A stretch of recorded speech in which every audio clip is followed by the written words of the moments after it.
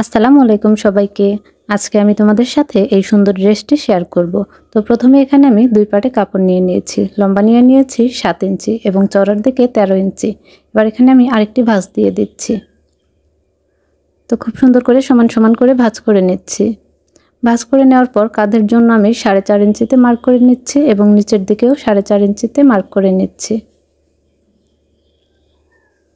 এবার এটিকে আমি একটি বক্স শেপ দিয়ে দিলাম। আর এখান থেকে গলার জন্য আমি 1.5 ইঞ্চিতে মার্ক করে দিচ্ছি এবং নিচের দিকে 2.5 ইঞ্চিতে মার্ক করে দিচ্ছি। এখানে একটি বক্স শেপ করে দিলাম এবং রাউন্ড শেপ দিয়ে গলাটি এঁকে নিলাম। আর এখানে আমি 1/2 ইঞ্চি ডাউন দিয়ে উপরের দিকে উঠিয়ে দিয়েছি।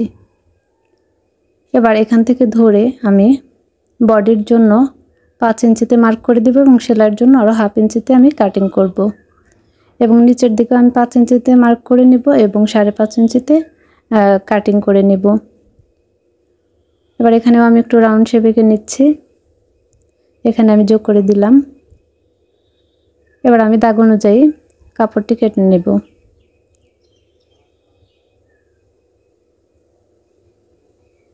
তো দাগ অনুযায়ী আমি কেটে নিচ্ছি।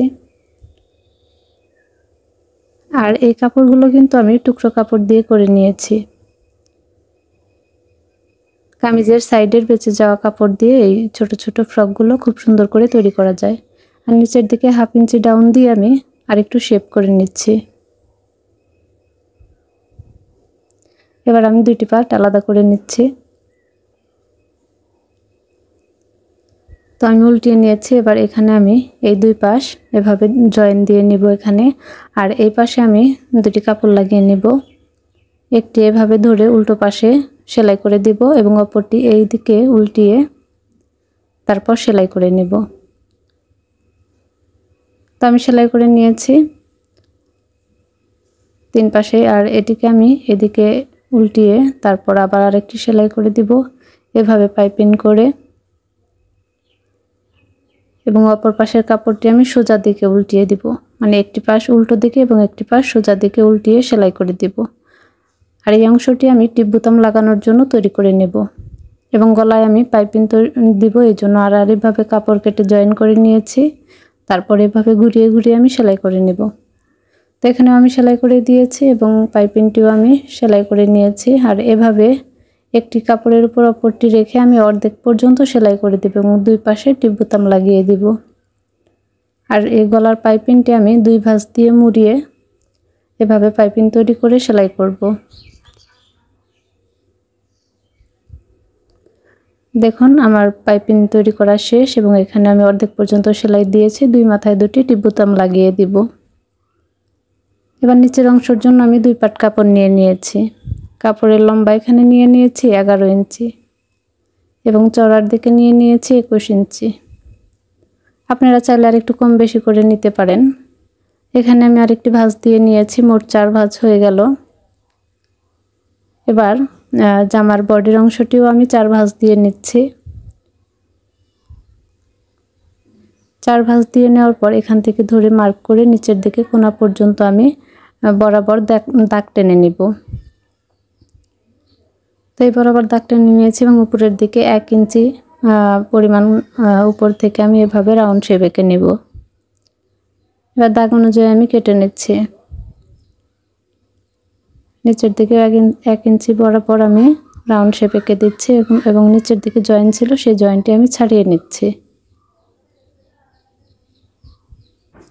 এবার বডি পার্টের সাথে আমি এভাবে ধরে সেলাই করে নেব এবং অপর পাশটিও আমি একইভাবে সেলাই করে নেব। তো সেলাই করে নেওয়া হয়ে গিয়েছে আমার, দেখুন এরকম হয়েছে।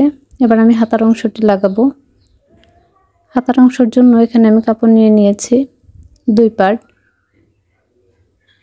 তো সমান সমান করে নিচ্ছি আমি। কাপড়ের লম্বাটি নিয়ে নিয়েছি 3.5 ইঞ্চি এবং চওড়ার দিকে নিয়ে নিয়েছি 14 ইঞ্চি। এবার মাঝখান বরাবর আমি ভাঁজ দিয়ে দিচ্ছি। বন্ধ অংশটি আমার নিচের দিকে রেখেছি এবং খোলা অংশটি অপর সাইডে রেখে 1.5 ইঞ্চিতে একটি মার্ক করে দিয়েছি এবং এখান থেকে ধরে খুব সুন্দর করে শেপ এঁকে নিচ্ছি হাতার। তো শেপ অনুযায়ী আমি হাতাটি কেটে নিচ্ছি। আর এদিকে অল্প একটু ডাউন দিয়ে কেটে নিয়েছি। এবার হাতা দুইটি আমি এখানে নিচের দিকে মুড়িয়ে এভাবে সেলাই করে দিব এবং উপরে 5টি কুচি দিয়ে দিব। দুটি হাতা একইভাবে আমি সেলাই করে নিয়েছি এবং এবার হাতাটি আমি লাগিয়ে নিব। উল্টো সাইডে এভাবে ধরে বসিয়ে সেলাই করে নিব। অপর সাইডেও আমি একইভাবে ধরে সেলাই করে নিব। তো দেখুন সেলাই করে নিয়েছি, হাতাটি কত সুন্দর হয়েছে। এবার কাপড়টিকে আমি উল্টিয়ে নিচ্ছি। কাপড়টিকে উল্টিয়ে নেওয়ার পর হাতার সাইড থেকে সোজাসুজি করে ধরে সেলাই করে দিব এবং অপর পাশেও একইভাবে সেলাই করে দিব। আপনারা চাইলে বডিতে একটি বেল্টও লাগিয়ে দিতে পারেন এবং নিচের দিকে আমি মুড়িয়ে সেলাই করে দিব রাউন্ড করে ঘুরিয়ে। দেখুন কত সুন্দর একটি ফ্রক তৈরি হয়ে গিয়েছে। এভাবে চাইলে আপনারাও কিন্তু তৈরি করতে পারেন। সবাই ভালো থাকবেন, সুস্থ থাকবেন। আল্লাহ হাফেজ সবাইকে।